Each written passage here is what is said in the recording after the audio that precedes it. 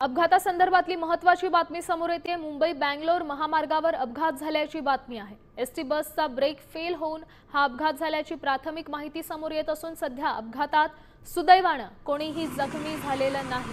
दुपारी 2:30च्या सुमारास हा अपघात झाल्याचं कळतंय। भारती विद्यापीठ पोलीस ठाण्याच्या हद्दीत कात्रज रोडवर हा अपघात झाला।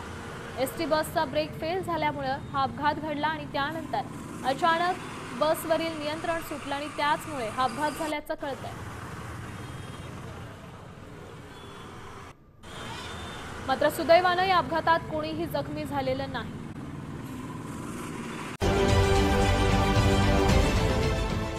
देश विदेशातील प्रत्येक घडामोडींचे लाईव्ह अपडेट मिळवण्यासाठी आता साम टीव्हीच्या सर्व सोशल मीडिया प्लॅटफॉर्मला लाईक, फॉलो आणि सबस्क्राइब करा।